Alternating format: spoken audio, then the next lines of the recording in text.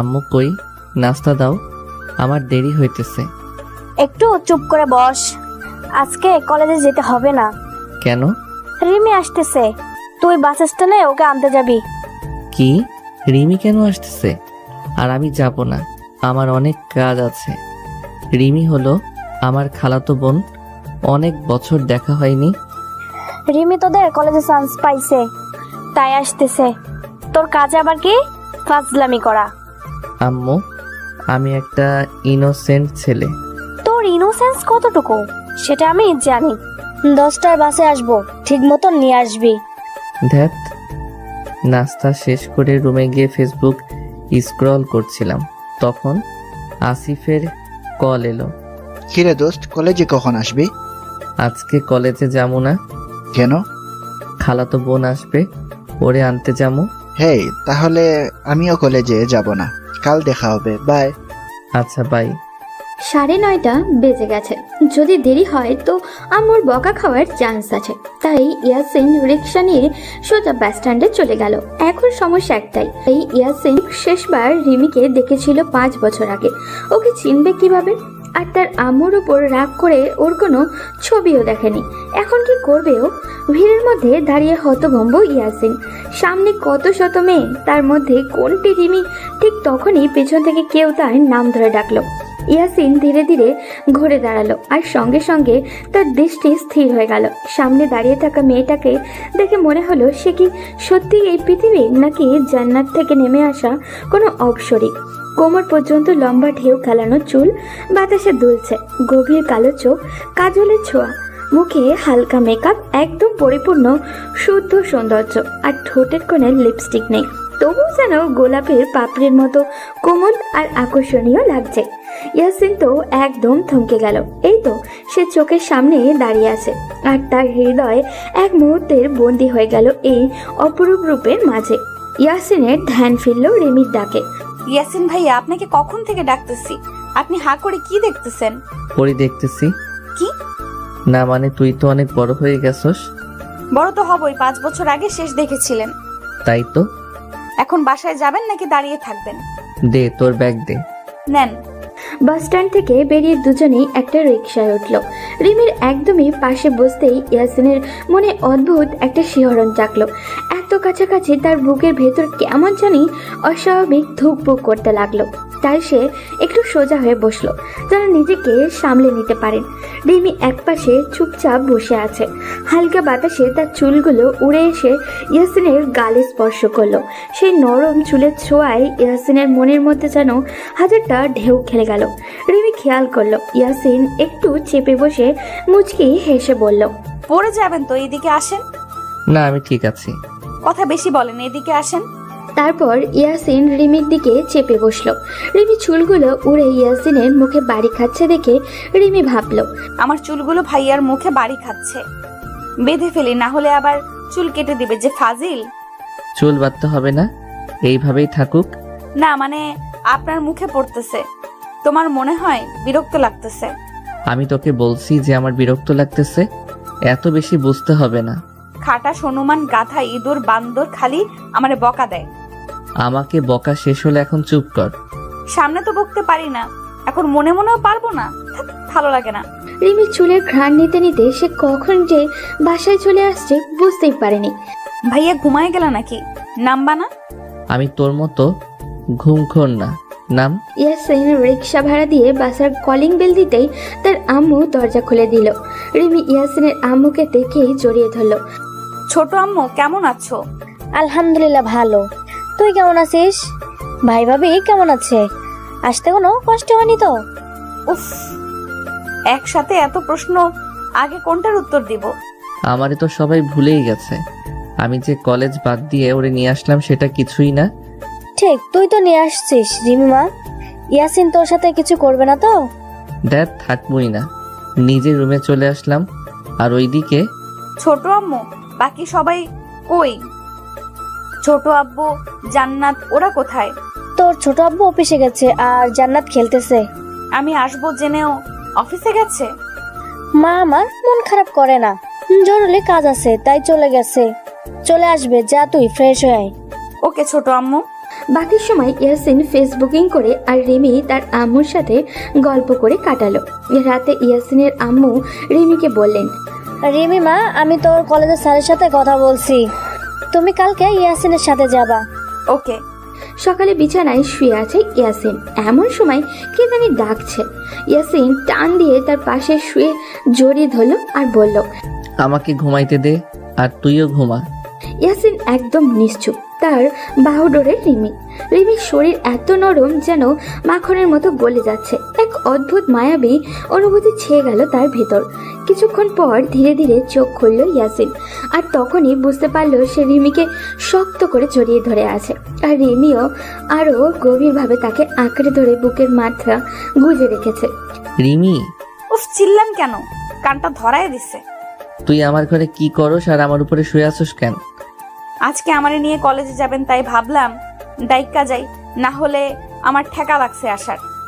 আমি ভাবছি তো জান্নাত, তাই তো জড়িয়ে ধরছি। ছাড়েন তো আমারে, ছোট আম্মুর কাছে যাব। ইয়াসিন এতক্ষণ খেয়ালই করেনি সে রিমিকে জড়িয়ে ধরেছিল। রিমিকে ছেড়ে দিতে ওড়না ঠিক করে চলে যাচ্ছিল। ইয়াসিন পেছন থেকে বলল, রিমি, ভাইয়া কিছু বলবেন? তোর শরীরটা কিন্তু খুব নরম, পুরাই মাখন। যা লুচ্চা। বলে রিমি দিল এক দৌড়। ইয়াসিন ফ্রেশ হতে চলে গেল। ওদিকে রিমি দৌড়ে রুমে গিয়ে দরজা বন্ধ করে দিয়ে আয়নার সামনে দাঁড়িয়ে আছে। ইস, কেন যে ডাকতে গেছিলাম, কত খারাপ, বলে পুরাই মাখন। বেটা লুচ্চা, বদমাইশ, তোর কপালে বউ নাই। এমন সময় ইয়াসিনের আম্মু রিমিকে ডাক দিলেন, রিমি, নাস্তা খেতে আয়। আসছি ছোট আম্মু। ইয়াসিন ফ্রেশ হয়ে নিচে আসলো। এসে দেখলো রিমি নাস্তার টেবিলে বসে আছে। ইয়াসিন তার আম্মুকে বলল, আম্মু আব্বু কই? কি বলে জরুরি কাজ আছে তাই চলে গেছে। তারপর ইয়াসিন রিমির রাগানোর জন্য বলল, ও ওই মোটি কম খা, পরে জামাই পাওয়া যাইব না। আমি অনেক চিকন, তাই আমাকে নিয়ে ভাবতে হবে না। আমার ঠেকা পড়ছে, তোরে নিয়ে ভাবম। তোর জামাইয়ের জন্য আফসোস হইতাছে, তোর মতো একটা মোটি বউ পাইব। আহারে বেচারা। খামুই না, আপনি খান। তারপর রিমি রাগ দেখিয়ে উঠে গেল। তার আম্মু তাকে বললেন, তুই মেয়েটারে শান্তিতেও নাস্তা করতে দিলি না, তোর আজকে নাস্তা নাই, যা। যা বাবা, আমি কি করলাম, ভালো লাগে না। বলে ইয়াসিন রুমে চলে গেল। আর রিমি কিন্তু মোটেই না, একেবারে মায়াপুরী। তারপরও ইয়াসিন রিমিকে কলেজ যাওয়ার জন্য রেডি হতে বলল এবং সেও রেডি হয়ে নিচে আসলো। রিমি, রিমি কই তুই? তাড়াতাড়ি কর, আমার দেরি হচ্ছে। এই তো আয়শা পড়ছি। ইয়াসিন রিমির উপর থেকে চোখ সরাতেই পারছে না। জিন্স প্যান্ট, তার উপরে বেবি পিঙ্ক কালারের একটা টপ, চোখে কাজল, ঠোঁটে লিপস্টিক দেয় না, তাই এটা খুব ভালো লাগে ইয়াসিনের। এভাবে তাকিয়ে থাকতে দেখে রিমি বলল, ইয়াসিন ভাইয়া, কি দেখতেছেন এভাবে? কিছু না, চল। আগে বলেন আমাকে কেমন লাগতেছে? পুরাই পেটনি লাগতেছে। আমি তো প্রথমে ভয় পেয়ে গেছিলাম। আমি পেতনি না, ছোট আম্মুরে বলতেছি। এই রে, আমি তো মজা করছি। তোকে পুরাই মায়াপরি লাগতেছে। এখন চলেন। ইয়াসিন রিমিকে নিয়ে সোজা প্রিন্সিপালের রুমে চলে গেল। রিমি একটু নার্ভাস ছিল, কিন্তু ইয়াসিন ছিল একদমই স্বাভাবিক। ভর্তি প্রক্রিয়া দ্রুতই সম্পন্ন হলো। সবকিছু গুছিয়ে ক্লাসরুম পর্যন্ত রিমিকে পৌঁছে দিয়ে বলল, নতুন কলেজ, নতুন জীবন, সবকিছু উপভোগ করো। ভয় পাওয়ার কিছু নেই, আমি তো আছি। ইয়াসিন বেশি কথা না বলে চলে এলো তাদের চিরচেনা আড্ডার জায়গায়। সেখানে পৌঁছাতেই জয় তাকে দেখে বলল, কি রে, কালকে কলেজে আসস নাই কেন? খালাতো বোন আইছে, ওরে আনতে গেছিলাম। ও, এখন ক্লাসে চল। তোরা যা, আমরা ক্লাস করব না। আচ্ছা। তারপর তারা ক্লাসে এসে তাদের ফিক্সড লাস্ট বেঞ্চে বসলো। একটু পর স্যার আসলেন। স্যার ইয়াসিনকে দেখে জিজ্ঞাসা করলেন, ইয়াসিন, গতকাল আসোস নাই কেন? স্যার, খালাতো বোনকে আনতে গেছিলাম, তাই আসিনি। ও, 5 মিনিট পর, তারপর পড়া ধরব। ওই আসি, পড়া কি? প্যারাগ্রাফ পড়া দিছে, পড়।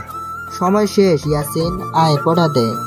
ইয়াসিন প্রথমেই ধরাটা খেয়ে গেল। কোনো মতে 6-9 করে পড়া দিয়ে বাইক চাকালো, কিন্তু আসিফ পড়া পারে নাই। ওর শাস্তি ক্লাসরুমে ঝাড়ু দিতে হবে। ইয়াসিন খুব মজা নিচ্ছে। ক্লাস শেষ তখন ইয়াসিন বলল, পরের ক্লাস করবি? তুই করবি? না। তাহলে আমিও করুম না। ওকে চল। তারপর ইয়াসিন তার বন্ধুদের কাছ থেকে বিদায় নিয়ে রিমিকে নিয়ে বাসায় চলে আসলো। ইয়াসিন ফ্রেশ হয়ে ফেসবুকিং করছে, ওইদিকে রিমি ফ্রেশ হয়ে ইয়াসিনের আম্মুকে রান্নার কাজে সাহায্য করছে। জান্নাত এসে ইয়াসিনকে লাঞ্চের জন্য ডেকে গেল। ইয়াসিন নিচে চলে আসলো, খাবার টেবিলে বসে দেখলো আজ ইলিশ মাছ রান্না করা হয়েছে। তখন ইয়াসিন বলল, আম্মু, তুমি জানো যে আমি ইলিশ মাছ খাই না, তাও কেন রান্না করছো? ইলিশ মাছ রিমির পছন্দ তাই করেছি। একদিন খেলে তোর কি হবে? আমি কাঁটা বাছতে পারি না, আর ইলিশ মাছে যে কাঁটা। একদিন একটু কষ্ট করে খেয়ে নে, আমার কাজ আছে, নইলে আমি বেছে দিতাম। জান্নাত আর রিমি ঠিক করে হেসে দিল। তারপর রিমি বলল, এত বড় ছেলে কাটা বাঁচতে পারে না? কারো হাসি এতটা সুন্দর হতে পারে, ওকে না দেখলে জানতে পারতাম না। আমিও পারি, তুই চুপ করে খা। বলে তো দিলাম, কিন্তু কাঁটা বাছতে গিয়ে আমার 12টা বেজে গেছে। এদিকে দেন, বেছে দেই, আপনার দ্বারা সম্ভব না। বলে রিমি হেসে দিল। ইয়াসিন আর কোনো দিকে খেয়াল নেই, সে শুধু মুগ্ধ হয়ে রিমির হাসি দেখে তাকিয়ে আছে। রিমি বলল, কি এত ভাবেন, প্লেট দেন। রিমি কাঁটা বেছে দিচ্ছে আর ইয়াসিন খাচ্ছে। বিকেলে আড্ডা দিতে চলে গেল ইয়াসিন। রাতে বাসায় এসে ডিনার করে ফেসবুকে পরীর একটা গল্প পড়তে ছিল। তখন তার মা বাবার রাজকন্যা নামে একটা আইডি থেকে ফ্রেন্ড রিকোয়েস্ট আসলো। ইয়াসিন আইডিটা দেখে ফ্রেন্ড রিকোয়েস্ট অ্যাকসেপ্ট না করে আবার ফেসবুক স্ক্রল করতে থাকলো। একটু পর মেসেজ আসলো, ফ্রেন্ড রিকোয়েস্ট অ্যাকসেপ্ট করেন। ইয়াসিন মেসেজটি সিন করে কোনো রিপ্লাই না দিয়ে আবারও গল্প করতে লাগলো। কিছুক্ষণ পর ওই আইডি থেকে আবারও মেসেজ আসলো। কি হলো, সিন করে রিপ্লাই দেন না কেন? মেসেজের যন্ত্রণায় ইয়াসিন ঠিকমতো গল্পটাও পড়তে পারছে না। সে এক বিরক্তি নিয়ে রিপ্লাই করলো, আপনি কে চিনলাম না, আপনার নাম কি? আমাকে চেনেন নাই? আরে আপনার নাম না বললে আমি কিভাবে চিনবো? আইডিতে নাম দেওয়া আছে, পড়েন। উফ, নাম বললে বলেন, না হলে আর মেসেজ দিবেন না। ভাইয়া রাগ করেন কেন? আমি রিমি। রিমি আবার কেডা? কি আমায় চেনেন না? সকালেই ছোট আম্মুকে বলবো। এই রে তুই, আমি আরো ভাবলাম কে না কে। কি করতেছেন? এই গল্প পড়ি, তুই কি করিস? ফ্রেন্ডদের সাথে কথা বলি। এত রাতে কি কথা বলতেছস? এমনি কলেজের প্রথম দিন কেমন কাটলো তা নিয়ে। আচ্ছা, তোর কোনো ছেলে বন্ধু নাই? না তো, কেন? না, এমনি ঘুমা, অনেক রাত হইছে। ওকে, শুভরাত্রি। শুভরাত্রি। বলে সে ঘুমিয়ে পড়ল। কিন্তু আজ সকালবেলা তার ঘুমটা অস্বাভাবিক রকমের তাড়াতাড়ি ভেঙে গেল। কিছুতেই আর শুয়ে থাকতে ইচ্ছা করছিল না, তাই ভাবলো একটু ছাদে গিয়ে হালকা বাতাস খেয়ে আসবে। ছাদে অনেকক্ষণ দাঁড়িয়ে থাকলো। নরম রোদ আর সকালবেলার হালকা ঠান্ডা হাওয়ায় মনটা বেশ ভালোই লাগছিল। তারপর নিচে নামতে গিয়ে হঠাৎই থমকে গেল। সে যা দেখলো তাতে চোখের পলক ফেলতেও ভুলে গেল।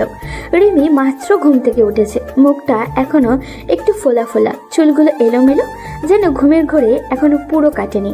পরের একটা হালকা রঙের 3/4 প্যান্ট আর টি শার্ট, কিন্তু ঘুম থেকে ওঠার কারণে প্যান্টটা হাঁটুর বেশ উপরে উঠে গেছে আর টি শার্টটা একটু প্যান্টের উপরে উঠে গেছে। তার মিষ্টি অলস ভঙ্গিটা যেন আরো বেশি আকর্ষণীয় লাগছে। রিমি প্রচন্ড পানির পিপাসা পেয়েছিল, তাই বোতল খুঁজতে না পেয়ে নিচে এসেছিল পানি খেতে। গ্লাসে পানি ঢেলে এক নিঃশ্বাসে খেয়ে নিল। তারপর হালকা শ্বাস ছেড়ে ঘুরে দাঁড়িয়েই চমকে উঠল। ভাইয়া, তুমি এত সকালে এখানে কি করো? রিমির কোনো কথাই ইয়াসিনের কানে আসছিল না। তার পুরো মনোযোগ আটকে গেছে রিমির উন্মুক্ত নাভিতে। তার ইচ্ছা করছে এই মুহূর্তে এগিয়ে গিয়ে ওর নাভিতে ঠোঁট ডুবিয়ে দিতে। ভাইয়া, এতক্ষণ ধরে ডাকতেছি, তোমার মন কই? রিমির ঘুম ঘুম কণ্ঠে যেন তাকে মাতাল করে দিচ্ছে। ভাইয়া, তুমি তোমার ধ্যানে থাকো, আমি গেলাম। বলে রিমি চলে যেতে নিল। রিমি, কিছু বলবা? এই ড্রেসে তোকে খুব হট লাগতেছে, আর তোর ওইটা না খুব সুন্দর। ইয়াসিন রিমি নাভির দিকে তাকিয়ে বলল। রিমি তার কথা শুনে নিজের দিকে তাকিয়ে দিল একটা চিল্লানি। তারপর কোনো মতে ড্রেস ঠিক করে বলল, ভাইয়া তুমি একটা লুচু। বলে রিমি দিল এক দৌড়। তারপর ইয়াসিন একটু মুচকি হেসে রুমে চলে গেল। তারপর রেডি হয়ে নাস্তা করে রিমিকে নিয়ে কলেজে চলে আসলো। ক্লাস শেষ, জয় আর মিম পার্কে গেছে ঘুরতে, রোম্যান্স করতে আর কি। ইয়াসিন আর আসিফ রিমির জন্যই অপেক্ষা করছে। কিছুক্ষণ পর রিমি আসলো, ওর সাথে আরো একটা মেয়ে আসলো। তারপর রিমি বলল, ভাইয়া এখানে দাঁড়িয়ে কি করতেছো? কি আর করবো, তোর জন্য অপেক্ষা করতেছি। আর ওকে? ও ভাইয়া, এটা আয়েশা আমার বেস্ট ফ্রেন্ড। বাহ, নাইস নেম। থ্যাঙ্কস ভাইয়া। ওয়েলকাম। আর এটা হলো আমার বেস্টু আসিফ। আসিফ তো আয়েশার দিকে হা করে তাকাই আছে। শালা আমার মান ইজ্জতটা আর রাখলো না। আসিফকে খোঁচা দিয়ে বললাম, শালা লুচ্চামি ছাড়। ইয়াসিনের কথায় আসিফের হুঁশ ফিরেছে। আসিফ রিমিকে বলল, কেমন আছো আপু? আলহামদুলিল্লাহ ভালো ভাইয়া, আপনি? আলহামদুলিল্লাহ ভালো। আচ্ছা দোস্ত, দেরি হইতাছে, আসি। তারপর ইয়াসিন আসিফকে বিদায় বলে চলে আসলো। আয়েশার বাড়ি তাদের পথেই পড়ে, তাই ওকে তাদের সাথেই নিয়ে আসলো। মেয়েরা যে এত কথা কিভাবে বলে, সারাটা রাস্তা দুজন বকবক করে মাথাটা খেয়ে দিচ্ছে ইয়াসিনের। অবশেষে বাসায় চলে আসলো। বাসায় এসে রুমে গিয়ে ফ্রেশ হয়ে রিমির সাথে ঘটে যাওয়া সকালের কথা ভাবছে, তখন আসিফ কল দিল। হ্যালো, বল। দোস্ত, ক্রাশ খাইছে। এটা নতুন কি? তুই তো প্রতিদিন 4-5টা ক্রাশ খাস। না রে দোস্ত, এবার সিরিয়াস। ওরা দেখেই ভালোবেসে ফেলেছি। সত্যি ভালোবাসিস? হ্যাঁ দোস্ত, এখন ব্যবস্থা করে দে। হয়া যাইব। মাইয়াকে নাম কি? রিমি। শালা রিমি তোর ভাবি লাগে? আরে বন্ধু, আমার পুরো কথাটা আগে শোন। আমি রিমির বান্ধবী আয়েশাকে ভালোবাসি। আগে কবি না? শুধু শুধু টেনশন করলাম। এখন ব্যবস্থা কইরা দে। আইসা, আমি রিমিকে বলি সিঙ্গেল থাকলে হয়া যাইব। আর যদি রিলেশন করে? ব্রেকআপ করাইয়া দিতে কতক্ষণ টেনশন করছো কেন? আচ্ছা। রাখি, পরে কল দিমু। তারপর সে ভাবলো রিমিকে জিজ্ঞাসা করবে যে আয়েশা সিঙ্গেল কিনা। তারপর ইয়াসিন রিমিকে ডাক দিল।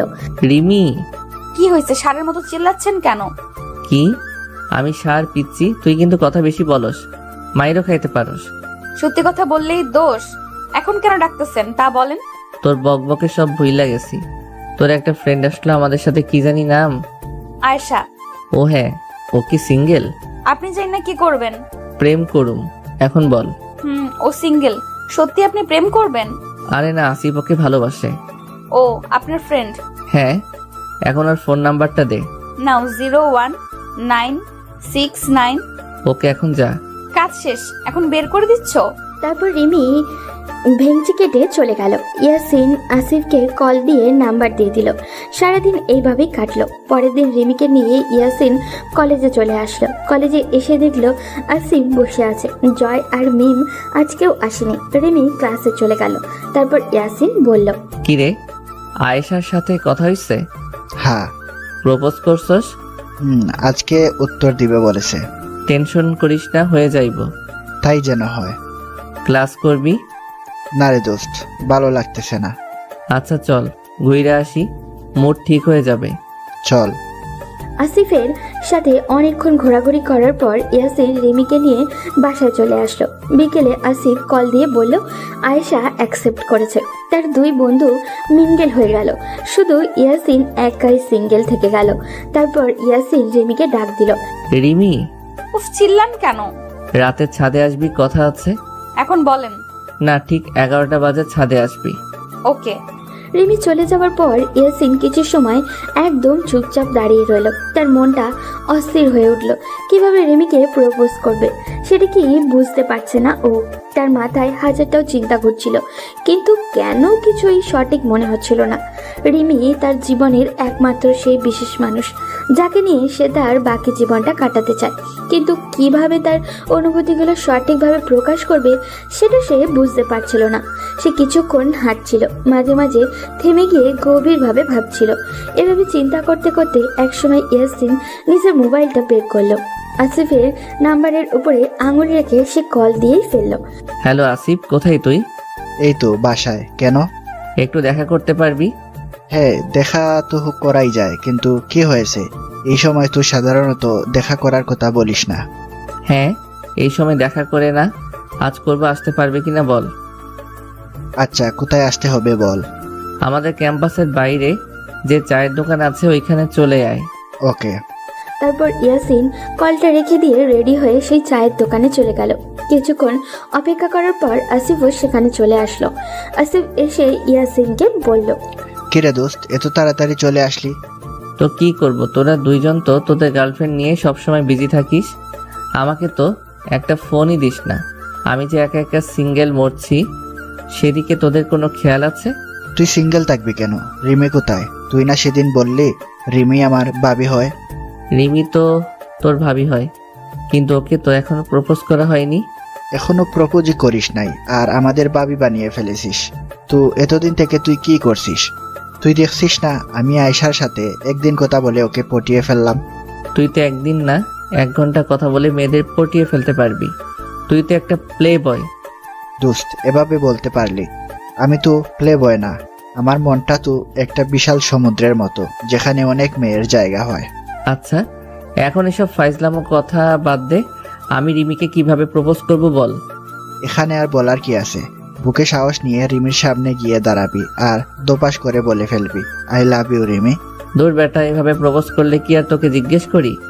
আমি চাই অনেক সুন্দর এবং আকর্ষণীয় একটা মুহূর্ত তৈরি করে ওকে প্রপোজ করতে, যাতে আমি আমার নাতি নাতনিদের কাছে গল্প করতে পারি আমি তাদের দাদিকে কিভাবে প্রপোজ করেছিলাম।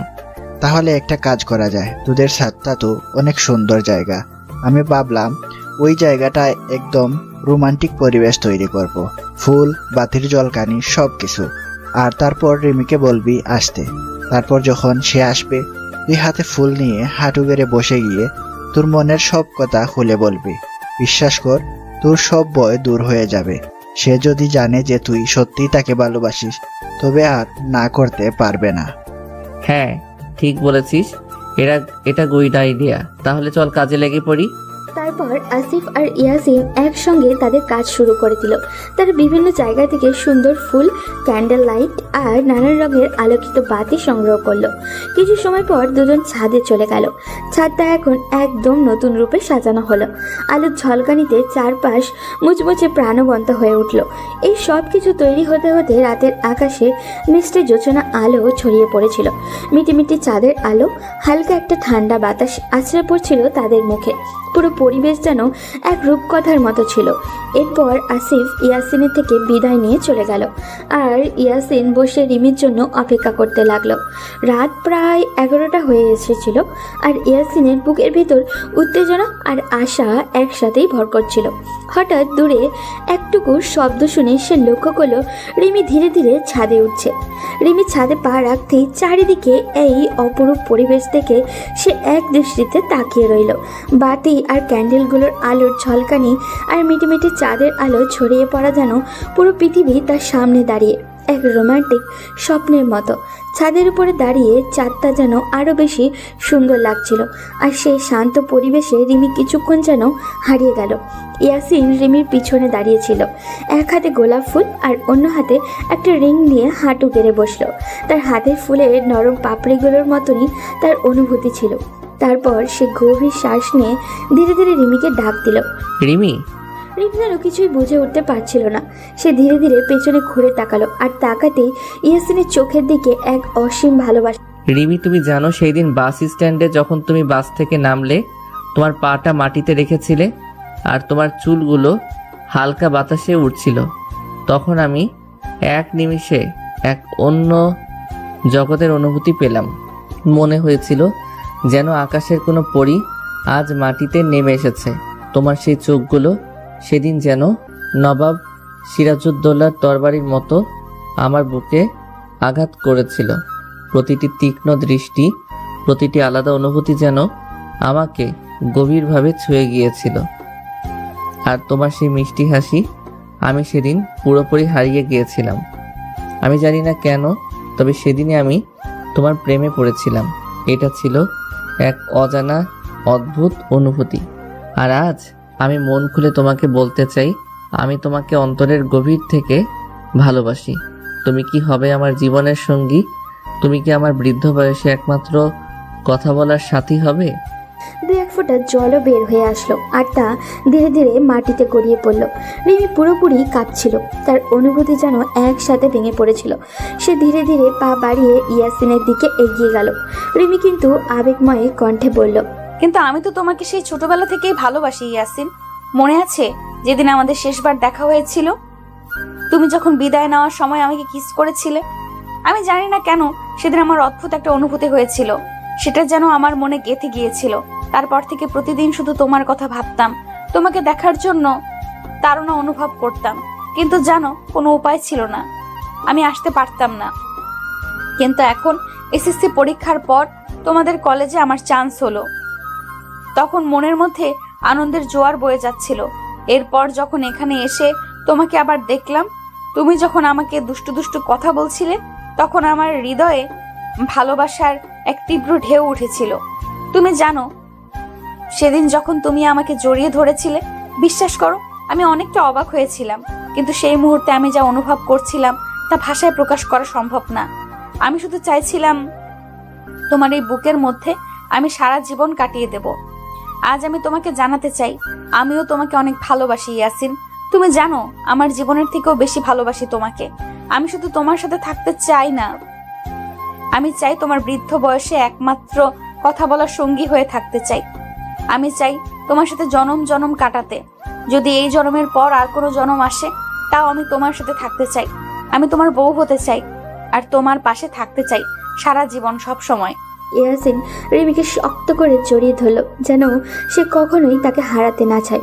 অনেকক্ষণ একে অপরকে আঁকড়ে ধরে থাকার পর ইয়াসিন ধীরে ধীরে রিমির মুখের কাছে এসে এক এক করে তাকে কিস করতে থাকলো। প্রতিটি চুম্বন যেন তাদের সম্পর্কের গভীরতা আরও বাড়িয়ে দিল। একসময় রিমির একজোড়া ঠোঁট পুরোপুরি ইয়াসিন দখল করে চলে এলো। দুজন এক অন্য পৃথিবীতে হারিয়ে গেল, যেখানে শুধু ভালোবাসা ছিল। রাত অজান্তেই চলে যাচ্ছে, কিন্তু তাদের ভালোবাসা যেন শেষ হবারই নয়। একসময় ইয়াসিনের বুকের উপর মাথা রেখে রিমি গভীর ঘুমে চলে গেল। রাতের শান্ত পরিবেশ শেষ হলো।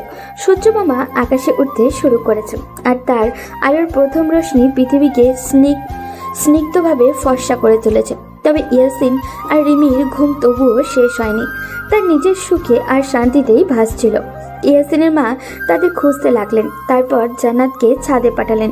জান্নাত ছাদে গিয়ে তাদের এমন দৃশ্য দেখে প্রথমে কিছুক্ষণ চুপচাপ হয়ে দাঁড়িয়েছিল, তারপর একটুখানি হাসি দিয়ে সে দ্রুত নিচে চলে গেল। জান্নাত তার মাকে গিয়ে বলল, মা, ভাইয়া আর রিমি আপু ছাদে। এত সকাল সকাল পড়া ছাদে কি করে? যা ডেকে নিয়ে আয়। ওদের ডাকবো কিভাবে? ওরা তো ঘুমিয়ে আছে। কি আবল তাবল বলছিস? ওরা ছাদে ঘুমাবে মানে? হ্যাঁ মা, আমি দেখলাম জান্নাত আপু ভাইয়ার কোলে মাথা রেখে ঘুমিয়ে আছে। কি বলছিস এসব? চল তো দেখি। তারপর ইয়াসিনের আম্মু জান্নাতকে সাথে করে নিয়ে ছাদে চলে গেলেন। এসে রিমি আর ইয়াসিনকে এভাবে দেখে তার চোখ তো কপালে উঠে গেল। তিনি চিৎকার দিয়ে বললেন, ইয়াসিন, এসব কি হচ্ছে এখানে? ইয়াসিনের মায়ের ডাক শুনে রিমি আর ইয়াসিন চমকে উঠে তারপর একে অপরের দিকে তাকায়। মুহূর্তের জন্য যেন সময় থমকে যায়। তারপর দুজনেই ধীরে ধীরে এগিয়ে যায় তার সামনে।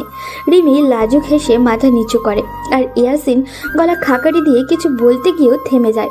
দুজনেই একসঙ্গে তোতলামি করে কি বলবে বুঝতে না পেরে একদম শিশুসুলভ ভঙ্গিতে দাঁড়িয়ে পড়ে। ইয়াসিনের মা বললেন, তোমাদেরকে আমরা পড়ালেখা করে মানুষ বানাচ্ছি, আর তোমরা এসব করছো? রিমি, তোমার বাবা মা আমাকে বিশ্বাস করে তোমাকে এখানে পাঠিয়েছে, আর তুমি তাদের বিশ্বাস মর্যাদা রাখলে এভাবেই? ছোট মা, আমি ইয়াসিন ভাইকে ভালোবাসি। মা, আমিও রিমিকে অনেক ভালোবাসি। কিসের ভালোবাসা? ইয়াসিন, ও তোর খালাতো বোন হয়। তো কি হয়েছে মা? খালাতো বোনের সাথে কি বিয়ে হয় না? খালাতো বোনের সাথে বিয়ে হয়, কিন্তু রিমির সাথে সেটা কোনোভাবেই সম্ভব না। কেন সম্ভব নয় ছোট মা? আমি কি দেখতে খারাপ? পড়ালেখাতেও তো ভালো। আর তুমি তো সব সময় বলো আমি একটা ভালো মেয়ে। তাহলে তোমার ছেলের বউ করে আনতে সমস্যা কোথায়? সমস্যা আছে রিমি, তুই কি জানিস না তোর বাবা মা তোর বিয়ে ছোট থেকে ঠিক করে রেখেছে? ছোট মা, তুমি সব কি বলছো? আমার বিয়ে যে বাবা মা ছোটবেলা থেকেই ঠিক করে রেখেছে, সে কথা তো আমি কোনোদিন জানতামই না। এটা কিভাবে সম্ভব? বাবা মা আমার ভবিষ্যৎ এইভাবে ঠিক করে ফেললেন আর আমি কিছুই জানলাম না। বাবা মা এটা কিভাবে করতে পারে? রিমি শোনো, তোমার বাবা মা কেন এই সিদ্ধান্ত নিয়েছেন সেটা তারাই ভালো জানেন। আমি শুধু এতটুকুই বুঝি, তোমার এখন বাসায় ফিরে যাওয়াই ভালো। তুমি যদি এখানে আর থাকো তাহলে আমার আর আমার বোনের দূরত্ব আরো বাড়বে। আমি সেটা কোনোভাবেই চাই না। তোমাদের কারণে আমার বোনের সাথে আমার সম্পর্ক নষ্ট হোক, এটা আমি কখনোই মেনে নিতে পারবো না। ছোট মা, আমি ইয়াসিন ভাইকে ছাড়া বাঁচতে পারবো না। আমি তাকে আমার হৃদয় দিয়ে দিয়েছি। প্লিজ তুমি আমাকে এভাবে ফিরিয়ে দিও না। আমার ভালোবাসাকে এত নিষ্ঠুরভাবে উপেক্ষা করো না। আমি সত্যি ওকে ছাড়া থাকতে পারবো না। মা, যদি তুমি আমাদের সম্পর্ক মেনে না নাও তাহলে আমরা যে কোনো কিছু করে ফেলতে পারি। আমি রিমিকে ছাড়া এক মুহূর্ত থাকতে পারবো না, ঠিক যেমন রিমিও আমাকে ছাড়া থাকতে পারবে না।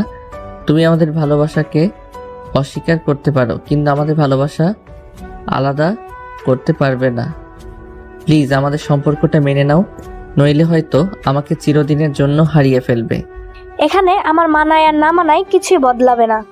রিমি, তুমি তো জানো তোমার বাবা কতটা রাগী মানুষ। তিনি এটা কিছুতেই মেনে নেবেন না। তাছাড়া তিনি একবার যে প্রতিশ্রুতি দিয়েছেন সেটা কখনোই ভাঙবেন না। আর সেই সম্মান রক্ষা করতে তিনি যে কোনো কিছু করতে পারেন, এটা তুমি আমার চেয়েও ভালোই জানো। ছোট মা, তাহলে এখন আমরা কি করব তুমি বলো। আমার মনে হয় তোমার এখন গ্রামে যাওয়ার উচিত। তুমি গিয়ে তোমার বাবা মাকে বোঝানোর চেষ্টা করো। যদি তুমি তোমার বাবা মাকে রাজি করতে পারো তাহলে আমার কোনো আপত্তি নেই। জান্নাত একপাশে দাঁড়িয়ে নিঃশব্দে সবকিছু দেখছিল। সে জানে তার ভাই বাইরে থেকে যতই শক্ত দেখাক, ভিতরে ঠিকই ততটাই আবেগপ্রবণ। ইয়াসিনের চোখে কোনো অস্ত্র দেখে তার হৃদয় কেঁপে উঠল। তার ভাইয়ের চোখের পানি সে একদমই সহ্য করতে পারে না। ইয়াসিনের কষ্টে জান্নাতের চোখে অশ্রু চলে এলো। আর এক মুহূর্ত নিজেকে সামলাতে পারল না। কান্নাজড়িত কণ্ঠে সে মায়ের সামনে গিয়ে বলল, আম্মু দেখো ভাইয়া কাঁদছে, তুমি রিমি আপুকে আমার ভাবি বানিয়ে দাও না। রিমি আপু অনেক ভালো। মা, আমিও রিমির সাথে তাদের বাড়ি যাই। আমি আর রিমি বোঝালে হয়তো তারা বুঝতে পারেন। আমি কিসের ভরসায় তোমাকে ওখানে যেতে দেব? তুমি রিমির বাবাকে চেনো না? উনি দেখতে খুব ভালো একজন মানুষ, কিন্তু সকল গুন্ডা সন্ত্রাসীদের সাথে ওনার উঠা বসা। উনি নিজের মান সম্মান রক্ষা করতে তোমাকে হত্যা করতেও দ্বিধাবোধ করবে না। আমি যা বলছি সেটাই ফাইনাল। রিমি, তুমি বাড়ি ফেরাও, তারপর সেখানের অবস্থা বুঝে আমাকে কল দিও। আমি তোমার বাবার সাথে কথা বলে দেখব যদি কিছু করতে পারি। ইয়াসিনের মা নিচে চলে গেলেন। ইয়াসিনের মনে হলো যেন তার মাথার উপরে পুরো আকাশ ভেঙে পড়েছে। দুজনে চারপাশ কালো মেঘের মতো অনিশ্চয়তায় জমাট বেঁধেছে। এখন কি করবে তারা তো একে অপরকে ছাড়া থাকার কথাই কল্পনা করতে পারে না। এই এক মুহূর্ত আলাদা থাকা তাদের পক্ষে অসম্ভব। হতাশায় ভেঙে পড়ে। রিমিকে শক্ত করে জড়িয়ে ধরল ইয়াসিন। কাঁপা কাঁপা কণ্ঠে ফিস ফিস করে বলল, রিমি, তুমি আমার কথা মনোযোগ দিয়ে শোনো। তুমি এখন বাড়ি ফিরে যাও, তারপর তোমার মা বাবাকে বোঝানোর চেষ্টা করো। তারা কি বলেন সব আমাকে জানাবে। যদি তারা তোমার উপর কোনো রকম জোর জবরদস্তি করার চেষ্টা করে, সঙ্গে সঙ্গে আমাকে জানাবে। আমি যে কোনো মূল্যে তোমাকে সেখান থেকে নিয়ে আসব। যদি দরকার পড়ে আমরা দুজন পালিয়ে গিয়ে বিয়ে করব, কিন্তু আমি তোমাকে হারাতে পারবো না রিমি। ইয়াসিন, তুমি সত্যি বলছো তো? যদি তারা আমাকে জোর করে বিয়ে দিতে চায়, তুমি সত্যি আমাকে সেখান থেকে উদ্ধার করবে, তাই তো? তুমি আমার উপর বিশ্বাস রাখতে পারো। তোমার জন্য আমি আমার জীবনও দিয়ে দিতে পারি। কথাটি বলার পর দুজনেই আবেগে একে অপরকে শক্ত করে জড়িয়ে ধরল। ইয়াসিন ধীরে ধীরে রিমির মুখটা তুলে ধরল, তারপর ভালোবাসায় ভরা অগণিত চুম্বনে ভরিয়ে দিল তাকে। এরপর তারা নিচে নেমে এলো। দুপুরে খাবার শেষেই ইয়াসিন রিমিকে নিয়ে বাস স্ট্যান্ডের পথে রওনা দিল। বাস এসে থামতেই রিমিকে আস্তে করে বাসে তুলে দিল সে। বিদায়ের মুহূর্তে গভীর দৃষ্টিতে তাকিয়ে বলল, নিজের যত্ন নিয়েও, খাওয়া দাওয়া ঠিক মতো করো। নিজেকে একদম কষ্ট দিও না। এই দেহটা তোমার হলেও আত্মাটা কিন্তু আমার। তুমিও নিজের যত্ন নিও, ঠিক মতো খাওয়া দাওয়া করো, আর একদম চিন্তা করো না, সবকিছু ঠিক হয়ে যাবে ইনশাল্লাহ। ইনশাল্লাহ। আল্লাহ হাফেজ। আল্লাহ হাফেজ। বাস ধীরে ধীরে তার আপন গতিতে ছুটে চলেছে, আর রিমি জানালার বাইরে মাথা বের করে নীরবে চোখের পানি ফেলতে লাগলো। এতদিন ধরে সে অপেক্ষা করেছে শুধু একবারের জন্য ইয়াসিনকে সম্পূর্ণ নিজের করে পাওয়ার জন্য, কিন্তু যখনই সে সত্যি সত্যি ইয়াসিনকে নিজের করে পেল, ঠিক তখনই জীবনের কঠিন বাস্তবতা ঝড়ের মতো এসে সব কিছু ওলটপালট করে দিল। প্রায় 2 ঘন্টা পর বাস তার গন্তব্যে পৌঁছালো। রিমি বাস থেকে নেমে এসে বাড়ির পথে রওনা দিল। আরও 30 মিনিট পর অবশেষে সে বাড়ির দরজায় এসে দাঁড়ালো। রিমিকে দেখেই তার মা চোখে মুখে উদ্বেগ নিয়ে দৌড়ে এলেন। শক্ত করে বুকে জড়িয়ে ধরে বললেন, কোনো কিছু না জানি এভাবে চলে এলি কেন? মা, এখন আমি খুব ক্লান্ত, একটু রেস্ট নেব। রাতে তোমার সাথে জরুরি কথা আছে। জরুরি কথা? কি কথা মা? আর তুই এইভাবে কথা বলছিস কেন? বললাম তো মা, আমি এখন ক্লান্ত, আর আমি এখন এইভাবেই কথা বলি। এর থেকে ভালোভাবে কথা বলতে আমি পারি না। একথা বলেই রিমি দ্রুত নিজের রুমে চলে গেল। তার মা হতভম্ব হয়ে দাঁড়িয়ে রইলেন, মনে মনে চিন্তায় পড়ে গেলেন। হঠাৎ এমন কি হলো? রিমি কেন এভাবে কথা বলছে? সে তো আগে কখনো এমন ছিল না। কত শান্তশিষ্ট ভদ্র মেয়ে ছিল রিমি। মা বাবাকে কত সম্মান করত, তাদের কথায় চলতো। কিন্তু আজ তার আচরণ দেখে মনে হচ্ছে যেন মা বাবাই তার সবচেয়ে বড় শত্রু। রিমি ক্লান্ত শরীরে রুমে গিয়ে বিছানায় শুয়ে বালিশে মাথা রাখলো আর মুহূর্তের মধ্যেই ঘুমিয়ে পড়ল। বিকেল গড়িয়ে রাত 10টা বেজে গেছে। রিমির মা নিঃশব্দে তার রুমে ঢুকলেন। দেখলেন রিমি এখনো শুয়ে আছে, গভীর ঘুমে আচ্ছন্ন। ধীরে ধীরে তার পাশে গিয়ে বসলেন। মায়াবী স্পর্শে আলতো করে মেয়ের মাথায় হাত বুলাতে লাগলেন। তারপর কোমল কণ্ঠে ধীরে ধীরে বললেন, রিমি, এই রিমি, কি হয়েছে? মা তোর কি হয়েছে? এরকম করছিস কেন? বল আমাকে। আমি আর কি বলবো মা, তোমরা কি বলার মতো কিছু রেখেছো?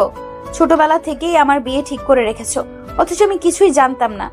আমি কি নিজের জীবনের কোনো সিদ্ধান্ত নেওয়ার অধিকার নেই? আমার জীবনের এত বড় একটা সিদ্ধান্ত তোমরা নিজে থেকেই নিয়ে নিলে, সবকিছু ঠিক করে রাখলে, কিন্তু একবারও আমাকে জিজ্ঞেস করার বা জানানোর প্রয়োজন মনে করলে না। কিন্তু তুই এসব শুনলি কোথা থেকে? কেন, আমি শুনে ফেলেছি বলে কি তোমাদের এখন সমস্যা হচ্ছে? আমাদের সমস্যা হবে কেন? তাহলে কিভাবে শুনলাম সেটা জিজ্ঞেস করতেছো কেন? আচ্ছা সেটা বলিস না, এখন বল তোর হয়েছেটা কি? হঠাৎ করে এরকম কেন করছিস? এবার আর রিমি নিজেকে ধরে রাখতে পারল না। মাকে শক্ত করে জড়িয়ে ধরে কান্নায় ভেঙে পড়ল। রিমির মা আরো উদ্বিগ্ন হয়ে পড়লেন। মেয়ের এমন আচরণের কারণ কিছুই বুঝে উঠতে পারছিলেন না। কয়েক মুহূর্ত মাকে আঁকড়ে ধরে কান্নার পর রিমি অশ্রুসিক্ত জল চোখে ধীরে ধীরে বলতে শুরু করলো, মা, আমি সেই ছোট থেকেই একটা মানুষকে ভালোবাসি। সেই মানুষটাকে আমার জীবনের সবকিছু। আমার শয়নে স্বপনে শুধু আমি তাকেই দেখি। আমার প্রকৃতিটা আমি তাকে নিয়েই সাজিয়েছি, আর সে হলো ইয়াসিন ভাই। আমি তাকে অনেক ভালোবাসি মা। তুই এসব কি বলছিস রিমি? তোর বাবা যদি এসব জানতে পারে তাহলে তোকে মেরেই ফেলবে। আর যার সাথে তোর বিয়ে ঠিক করেছে সেই জানতে পারলে তো তুল কালাম বেঁধে যাবে। আমি বাবার সাথে কথা বলতে চাই। আমার বিশ্বাস আমি বুঝিয়ে বললে বাবা নিশ্চয়ই বুঝবেন। আচ্ছা ঠিক আছে, তোর বাবা বাসায় আসুক তখন কথা বলবি। এখন আয়, খেয়ে নে। আমি এখন খাবো না মা, আমার ভালো লাগতেছে না। রিমির মা আর কিছু না বলে চুপচাপ তার রুম থেকে বেরিয়ে আসলেন। রাত তখন প্রায় 12টা। রিমির বাবা ঘরে আসলেন। রিমির মা তাকে খাবার বেড়ে দিলেন আর সাথে সাথে রিমির বিষয়ে সমস্ত ঘটনা খুলে বললেন। এসব শুনে রিমির বাবা প্রচণ্ড রেগে গেলেন। মুহূর্তেই তার চোখে যেন আগুন লেগে গেল। তিনি রিমিকে ডাকলেন। রিমি ধীর পায়ে তার রুম থেকে বেরিয়ে এসে বাবার সামনে দাঁড়ালো। তার বাবা রেগে গিয়ে ধমকে সুরে বললেন, রিমি, তোমার মা এসব কি বলছে? বাবা মা যা বলছে সব সত্যি বলছে। আমি তোমার বিয়ে আগে থেকেই ঠিক করে রেখেছি। কিন্তু আমি সেই বিয়েতে রাজি কিনা তা তোমরা একবারও জানতে চেয়েছো? তোমার রাজি থাকা আর না থাকায় কি আসে যায়? আমি যা বলেছি তাই হবে। জীবনটা তো আমার বাবা, সংসারটা আমি করব। তুমি তো আমার সংসার করবে না। মুখে মুখে তর্ক করা শিখে ফেলেছো দেখছি। সেটা তোমরা আমাকে বাধ্য করছো। আমি তোমার আর কোনো কথা শুনতে চাই না। আমি যত দ্রুত সম্ভব তোমার বিয়ে দিয়ে দিতে চাই আশফাকের সঙ্গে। কোন আশফাক বাবা? তোমার ওই সন্ত্রাসী বিজনেস পার্টনারের ছেলে, তাই না? ওই লম্পটটা যে রাস্তাঘাটে মেয়েদের উত্ত্যক্ত করে, মদ খেয়ে যেখানে সেখানে পড়ে থাকে। রিমির মা এতক্ষণ চুপ করেছিলেন, কারণ তিনি জানতেন না রিমির বাবা রিমির বিয়ে কার সাথে ঠিক করে রেখেছিলেন। যখন তিনি শুনলেন এইরকম একটা বখাটে ছেলের সাথে রিমির বাবা তাকে বিয়ে দিতে চাইছেন, তখন তিনি আর চুপ করে থাকতে পারলেন না। তিনি একটু রাগী কণ্ঠে ও তীব্র উত্তেজনায় বললেন, রিমির বাবা, তুমি কি বলছো এসব? একটা বখাটে ছেলের সাথে তুমি তোমার মেয়েকে বিয়ে দিতে চাইছো? তুমি যা বুঝো না তা নিয়ে কথা বলতে এসো না। সারা জীবন তো এভাবেই আমাকে চুপ করিয়ে রাখলে, কিন্তু এখন আর পারবে না। আমি আমার মেয়ের জীবন কোনোভাবেই নষ্ট হতে দিতে পারবো না। তাহলে কি করতে চাইছো তুমি? আমি আমার মেয়েকে ওই লম্পটটার সাথে বিয়ে দিতে দিব না। প্রয়োজন হলে আমি আমার মেয়েকে নিয়ে এই বাড়ি ছেড়ে চলে যাব। তুমি এমন কিছুই করবে না। যদি তুমি এরকম কিছু করো তাহলে আমি ধ্বংস হয়ে যাব। আমার ব্যবসা বাণিজ্য সবকিছু ধ্বংস হয়ে যাবে। তাহলে ওই লম্পটটার সাথে তোমার মেয়ের বিয়ে দেওয়া কি তোমার ব্যবসায়িক ডিল? আর কত টাকা চাই তোমার? কত টাকা হলে তুমি শান্ত হবে? এই টাকার পিছনে ছুটতে ছুটতে না আমাকে ঠিক মতো সময় দিয়েছো, না আমার মেয়েকে। আর এখন মেয়ের জীবনটা নষ্ট করতে চাইছো? মেয়েকে ব্যবসার ডিল বানাতে চাইছো? কিন্তু আমি তা কোনোভাবেই হতে দিব না। আমি আর কোনো কথা শুনতে চাই না। আমি যে সিদ্ধান্ত নিয়েছি সেটাই ফাইনাল। তুমি আর একটা কথাও বলবে না। তারপর রিমির বাবা রেগে নিজের রুমে চলে যান। তাদের এই কথাবার্তা সবই আড়ালে দাঁড়িয়ে শুনছিল রহিমা। রহিমা তাদের ঘরের কাজের মেয়ে এবং সঙ্গত কারণে আশফাকের খবর জানাতেন। এই বাড়িতে কি হচ্ছে না হচ্ছে সব কিছু তার কান পর্যন্ত পৌঁছাতো। এটা শোনার পর রহিমা দ্রুত আশফাককে ফোন করে, সব কিছু জানিয়ে দেয়। আশফাক সব শোনার পর যেন তার মাথা গরম হয়ে যায়। সে আর সময় নষ্ট না করে সঙ্গে সঙ্গে রিমির বাবাকে ফোন করে। হ্যালো, আসসালামু আলাইকুম আঙ্কেল। ওয়ালাইকুম সালাম। আঙ্কেল, আমি এসব কি শুনছি? কি শুনেছ বাবা? রিমি নাকি আমাকে বিয়ে করতে চায় না, সে নাকি অন্য কাউকে ভালোবাসে। কিন্তু তুমি এসব শুনলে কোথায় থেকে? আঙ্কেল, আপনি কি মনে করেছেন আমি কিছু জানতে পারবো না? আপনি কখন কোথায় যান, কি করেন, সবকিছুই আমার মনিটরিং এর মধ্যে। এখন বলেন কথাটা কি সত্যি কিনা? হ্যাঁ, তুমি ঠিকই শুনেছ, কিন্তু এ নিয়ে তুমি কোনো চিন্তা করো না। রিমির বিয়ে তোমার সাথেই হবে। আঙ্কেল, আমি এসব কিছু বুঝতে চাই না। আমি কাল সকালে আসবো রিমির সাথে কথা বলতে। ওকে, ঠিক আছে। বলেই কলটা কেটে দিলেন রিমির বাবা। এদিকে রিমি রুমে এসে দরজা বন্ধ করে ইয়াসিনকে কল দিল আর বলল, ইয়াসিন, আমি শেষ। কিছুতেই কিছু করতে পারলাম না। আব্বু কিছুতেই রাজি হবে না, উল্টে উনি আমাকে জোর করে বিয়ে দিয়ে দিবেন। তুই কি এখন হাল ছেড়ে দিবি? রিমি, তুই কি আমাকে ভালোবাসিস না? ভালোবেসে কি লাভ যদি আমরা এক হতে না পারি? আমি কিছু একটা করব, তুই চিন্তা করিস না। এই বলে কলটা কেটে দেয় ইয়াসিন। তারপর সে সারা রাত ভাবতে থাকে এখন তার কি করা উচিত। ভাবতে ভাবতে এক সময় সে ঘুমিয়ে যায়। এদিকে পরের দিন সকালে আশফাক রিমিদের বাসায় আসে। প্রথমে সে রিমির বাবা মায়ের সামনে ভদ্র ও শিরণভাবে কথা বললেও যেন সে খুব ভালো ছেলে। কিন্তু যখন সে একা রিমির সাথে দেখা করার সুযোগ পায় তখন তার আসল রূপ বেরিয়ে আসে। আশফাক রিমির দরজার সামনে এসে ডাক দেয়, রিমি, দরজা খুলে দাও, তোমার সাথে আমার কথা আছে। তোমার সাথে আমার কোনো কথা নেই, তুমি এখান থেকে চলে যাও। দরজাটা ধাক্কা দিয়ে খুলে ফেলে আশফাক। ঘরের মধ্যে ঢুকে দরজাটা বন্ধ করে দিল আর বলল, তুমি ভাবছো এই নাটক করে আমাকে এড়িয়ে যাবে? তুমি আসলে আমাকে চেনো না রিমি। তুমি যদি আমাকে বিয়ে করতে অস্বীকার করো তাহলে তোমার বাবার ব্যবসা ধ্বংস হয়ে যাবে। আমি তার শেষ দেখে ছাড়ব। তুমি এত নিচু একটা মানুষ ভাবিনি। ব্যবসার জন্য একটা মেয়ের জীবন শেষ করে দিতে চাও? নিচু? তোমার এই খালাতো ভাই ইয়াসিনের সাথে প্রেম করতে পারো আর আমি যা চাই তা পাবো না? তুমি যা চাও সেটা ভালোবাসা না, এটার জোর জবরদস্তি। আমি তোমাকে কখনো ভালোবাসিনি আর কখনোই পারবো না। আমি আপনাকে চিনি না, এই বিষয়ে আমি কিছুই জানি না। ভালোবাসা? আমি তোমার মুখ থেকে ভালোবাসার কথা শুনতে চাই না। আর তুমি আমাকে চিনো কিনা সেটা জানারও প্রয়োজন নেই। তোমাকে যা করতে হবে সেটা হলো আমার কথা মানতে হবে, না হলে শুধু তোমার বাবার ব্যবসা নয়, তোমার ইয়াসিনকেও শেষ করে দেব। ইয়াসিনের নাম তোমার মুখে আনবে না, আমি তাকে এর মধ্যে জড়াতে চাই না। ওকে জড়ানো হবে কিনা সেটা তোমার উপর নির্ভর করে ডার্লিং। তুমি যদি রাজি থাকো তাহলে সবাই ভালো থাকবে, না হলে। তুমি একটা নোংরা মানুষ। আমার বাবা মায়ের ব্যবসা, আমার জীবন সবকিছু দিয়ে ব্ল্যাকমেল করতে চাও। তুমি বা কি পেলে এতে? ভালোবাসা তো আর জোর করে পাওয়া যায় না। ভালোবাসা না পেলেও তোমাকে ভাবো এবং সেটাই আমার চাই। তুমি জানো রিমি, আমি যা চাই তা যে কোনো উপায়ে পেয়ে চাই। তুমি যতই চেষ্টা করো আমি তোমার হতে পারবো না। তুমি কখনো আমাকে নিজের করতে পারবে না আশফাক। এটা আমি ঠিক করব, তুমি না। তুমি এখন বেরিয়ে যাও আমার রুম থেকে, বেরিয়ে যাও। বাইরে থেকে দরজাটায় টোকা পড়ে। রিমি, কি হয়েছে মা? দরজা খোলো। তোমার কান্নাকাটি করে লাভ নেই রিমি। কাল সকালে আমি আসবো আর তখন তুমি নিজেই আমার পাশে বসবে। আশফাক দ্রুত দরজা খুলে বাইরে বেরিয়ে যায়, মুখে এক অদ্ভুত বিজয়ী হাসি। রিমি দরজা বন্ধ করে মাটিতে বসে পড়ে, হাতে ফোন তুলে নেয়, ইয়াসিনকে কল দেয়। ইয়াসিন কল রিসিভ করে।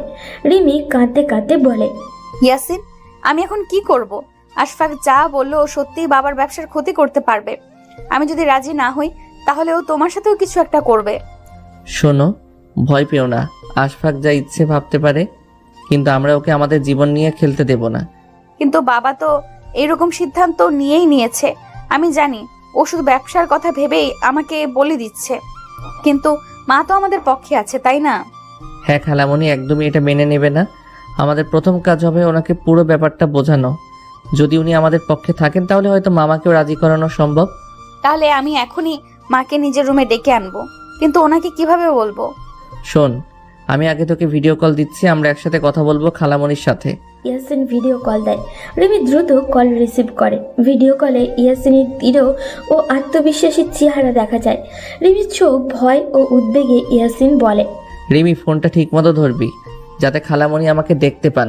রিমি ধীরে ধীরে দরজা খুলে বাইরে উকি দেয়। দেখে তার মা রান্নাঘরে ব্যস্ত। মা একটু আসবে, তোমার সাথে জরুরি কথা আছে। কি হয়েছে মা? তোমার চেহারা এত শুকনো দেখাচ্ছে কেন? রিমি তার মাকে রুমে নিয়ে আসে, দরজা বন্ধ করে এবং ফোনটা সামনে ধরে। খালামণি কেমন আছেন?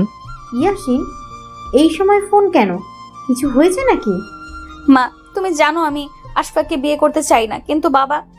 আমি জানি, আমি তোমার বাবাকে অনেক বোঝানোর চেষ্টা করেছি, কিন্তু ও কিছু শুনতেই চায় না, শুধু ব্যবসার কথা ভাবছে। খালামণি, তাহলে এখন আমাদের একসাথে কিছু করতে হবে। আমি রিমিকে হারাতে পারবো না। না, আমি এটা হতে দেব না, কিন্তু তোমার মামাকে বোঝানো অনেক কঠিন হবে। তুমি যদি আমার সাথে থাকো তাহলে আমি লড়তে পারবো, তুমি না থাকলে আমি হেরে যাব মা। খালামণি, আপনি যদি রিমির পাশে থাকেন তাহলে আমি কথা দিচ্ছি আমরা একসাথে সব ঠিক করে ফেলবো। ঠিক আছে, আমি তোমাদের পাশে আছি। রিমি ও ইয়াসিন চোখের ইশারায় একে অপরের দিকে তাকিয়ে শক্তি অনুভব করে। এবার যুদ্ধের জন্য তৈরি।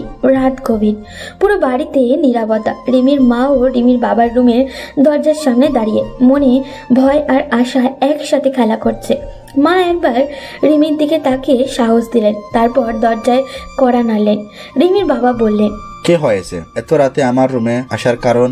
তোমার সঙ্গে জরুরি কথা আছে, কিছুতেই আর চুপ থাকতে পারছি না। রিমির বাবা ধীর গতিতে উঠে বসেন, চোখে ক্লান্তি আর চিন্তার ছাপ। আবার কি নতুন ঝামেলা শুনবো? তুমি কি সত্যি আমাদের মেয়েকে বলে দিতে চাও, শুধু তোমার ব্যবসার স্বার্থে? এটা বলার মানে কি? আমি সবকিছু ওর ভালো থাকার জন্যই করছি। ভালো থাকার জন্য? মা বাবার দায়িত্ব কি শুধু ব্যবসা বাঁচানো? সন্তানের ইচ্ছের কোনো দাম নেই? রিমি, তুমি ছোট, এসব বুঝার বয়স তোমার হয়নি। তোমার সুখ দুঃখ আমরা বুঝি। না, তুমি কিছুই বোঝো না। তুমি শুধু টাকা, ব্যবসা আর তোমার পার্টনারদের নিয়ে ভাবো। নিজের মেয়ের অনুভূতির দিকে একবার তাকিয়ে দেখেছো? ওগুলো আবেগের কথা, বাস্তবতা আলাদা। আশফাকের পরিবার আমাদের বহু বছর ধরে সাপোর্ট দিয়ে আসছে। ব্যবসার স্বার্থে এই সম্পর্কটা গুরুত্বপূর্ণ। তাহলে বাবা তুমি কি আমাকে বিক্রি করে দেবে? রিমি, এটা কেমন কথা? তোমার ব্যবসা যদি একটা ভুল সিদ্ধান্তের উপর দাঁড়িয়ে থাকে তাহলে সেটাই ধ্বংস হয়ে যাবে। মেয়ের ইচ্ছার বিরুদ্ধে গিয়ে তুমি যদি এই বিয়ে দাও, সেটা কখনো সুখের হবে না। তাহলে কি করবে? আশফাক কি চুপচাপ বসে থাকবে? সে আমাদের ছেড়ে দিবে? তাহলে কি ভয়েই আমরা সবকিছু ছেড়ে দেব? আমাদের মেয়ে ভয় পেয়ে বিয়ে করবে। গভীর চিন্তায় পড়ে যান, মাথা নিচু করে বসেন, তারপর বলেন, তুমি জানো না আশফাক কতটা ভয়ঙ্কর হতে পারে। ওর বাবা ওর পছনে আছে। পুরো পরিবার আমাদের ব্যবসার ওপর একটা চাপ তৈরি করতে পারে। বাবা তুমি কি জানো আজ দুপুরে আশফাক আমাকে কি বলেছে? ও বলেছে আমি যদি রাজি না হই তাহলে ও আমাকে মেরে ফেলবে। কি? আশফাক এমন বলেছে? এই সেই ছেলে যাকে তুমি জামাই হিসেবে ভাবছো, যার হাতে নিজের মেয়ের জীবন তুলে দিতে চাও। রিমির বাবা এখন খুব চিন্তায় পড়ে যান। তার মনের মধ্যে কিছুটা খারাপ লাগাও শুরু হলো। তিনি তার ভুল বুঝতে শুরু করলেন, তারপর ধীরে ধীরে বললেন, এতদিন ধরে ভাবছিলাম ব্যবসা ঠিক রাখাই সবচেয়ে গুরুত্বপূর্ণ, কিন্তু এখন বুঝতে পারছি আমার মেয়ের জীবনটাই বেশি গুরুত্বপূর্ণ। তুমি রাজি বাবা? আমি আশফাককে বিয়ে করব না, তুমি আমাদের পক্ষে থাকবে? হ্যাঁ আমি রাজি, কিন্তু আশফাক কি আমাদের ছেড়ে দেবে? সে যদি সত্যিই ব্যবসায় ক্ষতি করার জন্য উঠে পড়ে লাগে? রিমির বাবা ভেতর থেকে চিন্তিত হয়ে পড়েন, কারণ আশফাকের ক্ষমতা এবং প্রতিশোধপ্রিতা তাকে ভাবিয়ে তুলছে। তারপর রিমির বাবা সিদ্ধান্ত নেন এবার ইয়াসিনের মায়ের সঙ্গে কথা বলতেই হবে। রাত গভীর, কিন্তু ঘরে উত্তেজনা এখনো কমেনি। রিমির বাবা অনেকক্ষণ চুপচাপ বসেছিলেন। অবশেষে তিনি একটা গভীর শ্বাস নিলেন, তারপর মোবাইলটা হাতে তুলে নিলেন। ফোনের স্ক্রিনে ইয়াসিনের মায়ের নাম লেখা দেখা যাচ্ছে। খানিকটা দ্বিধা করলেন, তারপর কল দিলেন। হ্যালো ভাই, এত রাতে ফোন দিলেন? আপা, আমি একটা অন্যায় করতে যাচ্ছিলাম, তাই আপনাকে ফোন দিলাম। অন্যায়? কি বলছেন? আমি কিছুই বুঝতে পারছি না। আমি আমার মেয়েকে ভুল পথে ঠেলে দিচ্ছিলাম শুধু ব্যবসার কথা ভেবে, কিন্তু এখন বুঝতে পারছি ওর জীবনের চেয়ে ব্যবসা কিছুই না। আমি চাই রিমির বিয়ে তোমার ছেলের সাথে হোক। কে? আপনি সিরিয়াস? এতদিন ধরে যেখানে আশফাকের সাথে বিয়ের কথা পাকা ছিল, সেখানে হঠাৎ করে এই সিদ্ধান্ত? হ্যাঁ, আমি অনেক বড় ভুল করেছি। আমার ভুলের খেসারত যেন আমার মেয়ে না দেয়। তাই চাই তোমরা কালই এখানে আসো, আমরা বসে বিয়ের পাকা কথা করি। রিমির মতামত কি? ফোনটা তখন লাউড স্পিকার দেওয়া ছিল। রিমি পাশ থেকে দাঁড়িয়ে সব কিছু শুনছিল। ইয়াসিনের মায়ের এমন কথা শুনে রিমি দূর থেকেই বলে, খালা, আমি ইয়াসিনকেই চাই। সেই আমার জীবনের সবচেয়ে কাছের মানুষ। তাহলে তো কোনো সমস্যাই নাই, কাল সকালেই আসছি ভাই। কল কেটে যায়। ইয়াসিনের মা প্রথমে কিছুটা হতবাক হলেও দ্রুত ইয়াসিনকে ডাকার জন্য চলে যায় তার রুমে। ইয়াসিন, শোন তো। কি হলো মা, এত রাতে চিল্লাচ্ছ কেন? কাল সকালে রেডি থাকিস, আমাদের গ্রামে যেতে হবে। তোর জন্য সুসংবাদ আছে। কি সুসংবাদ? রিমির বাবা তোমার আর রিমির বিয়ে ঠিক করেছে। কি মা, তুমি সিরিয়াস? হ্যাঁ রে বোকা, কাল সকালে রওনা দিতে হবে, তুই রেডি থাকিস। সকালের প্রথম আলো ছড়িয়ে পড়তেই তার প্রশস্ত হয়ে বাস স্ট্যান্ডের দিকে রওনা হলেন। সময় তখন ঠিক সকাল 9টা। নির্ধারিত সময়ে বাস এসে দাঁড়াতেই তারা তাতে উঠে বসেন। বাস ধীরে ধীরে শহরের কোলাহল ছেলে গ্রাম্য পথের দিকে এগিয়ে চলল। জানালার বাইরে সবুজ মাঠ, দিগন্তজোড়া ফসলের ক্ষেত আর পাখিদের কলতাঞ্চানো যাত্রাকে আরও প্রাণবন্ত করে তুলল। অনেকক্ষণ পর অবশেষে বাস তাদের পরিচিত গ্রামের সীমানায় প্রবেশ করলো। নেমেই তারা একটি রিক্সা নিলেন এবং রিমিদের বাড়ির পথে রওনা হলেন। রিক্সার ঝিকঝিক শব্দের সাথে মনেও যেন একরাশ উত্তেজনা আর আনন্দ দোলা দিচ্ছিল। বাসায় পৌঁছাতে রিমির মা দরজা খুলে এক দৌড়ে এসে তার বোনকে জড়িয়ে ধরলেন। আবেগে চোখ ছলছল করে উঠল, কণ্ঠে ভালোবাসার কম্পন। বছরের পর বছর কেটে গেল, তোর মুখটাও দেখতে পেলাম না। জানিস তোর কত কথা মনে পড়ে। তুইও তো এত ব্যস্ত থাকিস, আমরা তো একই দেশে থেকে দূরের মানুষ হয়ে গেলাম রে। দুজনের চোখেই পানি চলে আসে। এরপর সবাই ভেতরে চলে যায়। বোনের দেখা পেয়ে দুই পরিবারের মধ্যে আনন্দ স্রোত বয়ে যায়। ইয়াসিন একটু আনমনা হয়ে বসে থাকে, কারণ তার চোখ শুধু রিমিকেই খুঁজছে। অবশেষে চোখে চোখ পড়ল। রিমি আর ইয়াসিন একে অপরের দিকে তাকিয়ে থাকে কিছুক্ষণ। দুজনেই একটু লজ্জা পাচ্ছে, তবে অনুভূতিটা খুব মিষ্টি ছিল। তুমি কি চাও? এই কয়েকদিনের শাস্তিটা আমি আজই মিটিয়ে ফেলি? মানে এই যে এখনই তোমাকে জড়িয়ে ধরতে পারি। ইস, কি সব বলো তুমি? এই দুজন কি এখানে বসে থাকবে? যাও ছাদে গিয়ে কথা বলো। রিমি লজ্জায় লাল হয়ে যায়, কিন্তু মনে মনে খুশিও হয়। ওরা দুজন একসাথে ছাদে চলে যায়। সন্ধ্যার নরম বাতাস আর আকাশের আধখানা চাঁদ, চারিদিকে ঝিঝি পোকার ডাক, আর এই নিস্তব্ধ রাতের মাঝে রিমি আর ইয়াসিন একসঙ্গে ছাদে দাঁড়িয়ে। ইয়াসিন বলল, এই যে মিস রিমি, আজ এতদিন পর তোমার সাথে দেখা হলো, আর আমাদের তো বিয়ে হয়ে যাবে। এখন কেমন লাগছে? ভালো লাগছে, কিন্তু একটু ভয়ও লাগছে। ভয়? আমার সাথে থাকলে ভয় পাবে কেন? আমি তো জানি না, তুমি বিয়ের পর যদি বদলে যাও। যদি বদলে যাই, কি করবে তুমি? তাহলে তো আমি তোমাকে আবার নতুন করে ভালোবাসবো। নতুন করে? তাহলে পুরনো ভালোবাসাটা কি ফেলে দেবে? না না, মানে আমি তো। রিমি, আমি জানি তুমি আমাকে কতটা ভালোবাসো, কিন্তু একটা কথা বলো তো, তুমি কি সত্যি আমাকে ছাড়া থাকতে পারবে? পারবো না, মরে যাব। তাহলে আমার থেকে দূরে যেতে চেও না, বুঝলে? কিন্তু আমি তো ভয় পাচ্ছি, আশফাক যদি আবার কিছু করে। আমি থাকতে কেউ তোমার গায়ে হাত দেবে এই সাহস কারো হবে না। তুমি কি আমার হাত ধরবে? হাত? শুধু হাত না, তোমার জীবনটা ধরে রাখতে চাই। এই বলে ইয়াসিন ধীরে ধীরে রিমির হাতটা ধরে। রিমির হৃদস্পন্দন বেড়ে যায়, চোখে মুখে একটা অনির্বচনীয় অনুভূতি খেলা করে। বাতাসে প্রেমের সুবাস ছড়িয়ে পড়ে। রাতের খাবার টেবিলে সবাই একসঙ্গে বসেছে। রিমির বাবা একটু গম্ভীর মুখে বসে আছেন, মনে মনে একটা বড় সিদ্ধান্ত নিয়ে ফেললেন। কিছুক্ষণ চুপচাপ থাকার পর তিনি মুখ খুললেন। আমি অনেক চিন্তা ভাবনা করে একটা সিদ্ধান্ত নিয়েছি। আমরা আর দেরি করব না। সামনের শুক্রবার রিমি আর ইয়াসিনের বিয়ে হবে। বাবা, সত্যি? রিমির এত খুশি হওয়া দেখে ইয়াসিন একটু দুষ্টুমি করে বলে, আঙ্কেল, আপনি মনে হয় বুদ্ধি খাটিয়ে সিদ্ধান্ত নিয়েছেন। দেরি করলে তো রিমি অন্য কোথাও পালিয়ে যেতে পারত। এই ছেলে, এত কথা বলতে পারো? কিন্তু সত্যি বলতে তোমাকে আমার জামাই হিসেবে দেখার অপেক্ষা আর সইছে না। দুই পরিবার একসাথে হয়েছে, এর চেয়ে বড় আনন্দের খবর কি হতে পারে? সবাই আনন্দে মেতে ওঠে। রিমির আর ইয়াসিনে একে অপরের দিকে তাকিয়ে হাসে, কিন্তু তাদের খবর যে আশফাকের কানে পৌঁছাবে সেটা কেউ কল্পনাও করেনি। রহিমা কাজের মেয়ে চুপচাপ পাশের রুমে দাঁড়িয়ে সব শুনছিল। তার চোখ মুখ কেমন জানি অস্থির লাগছিল। তারপর সে ধীরে ধীরে ফোন বের করে দ্রুত আশফাককে কল দিল। সাহেব, বড় খবর আছে, আপনার জানার দরকার। বলো। রিমি আপার বিয়ে ঠিক হয়ে গেছে, এই শুক্রবার বিয়ে হবে ইয়াসিন সাহেবের সঙ্গে। কি? এই সাহস ওদের হলো কি করে? আমি কি করব সাহেব, এখনো কিছু করতে হলে তাড়াতাড়ি করুন। আশফাক ফোন রেখে দেয়। তার চোখে রাগে লাল হয়ে আছে। সে নিজেকে নিয়ন্ত্রণ করতে পারে না। দ্রুত তার কয়েকজন গুন্ডাকে কল দেয়। তার মনের ভেতরে শুধু একটাই কথাই বাজছিল, এই বিয়ে হতে দেওয়া যাবে না। পরের দিন সকালে ইয়াসিন ও রিমি একসঙ্গে বাড়ির সামনে দাঁড়িয়ে গল্প করছিল। হঠাৎ কালো একটা গাড়ি এসে তাদের সামনে থামে। কিছু বোঝার আগেই দুই তিনজন মুখোশধারী লোক গাড়ি থেকে নেমে ঝটপট তাদের মুখ চেপে ধরে এবং টেনে নিয়ে গাড়িতে ঢুকিয়ে দেয়। একটি পুরনো গুদামঘরের মতো রুম, চারপাশ অন্ধকার, জানালা দিয়ে সামান্য আলো আসছে। রিমি আর ইয়াসিন দুই হাতে বাঁধা অবস্থায় মেঝেতে বসে আছে। তাদের সামনে দাঁড়িয়ে আছে আশফাক, তার চোখে পাগলামির ছাপ স্পষ্ট। তোরা ভেবেছিলি আমি তোদের বিয়ে হতে দেব? এই নোংরা প্রেম নিয়ে তোরা খুব সুখে থাকবি? নোংরা প্রেম? ভাই, তুমি কি সিনেমা ডায়লগ বলছো? প্লিজ একটু অভিনয় শেখো।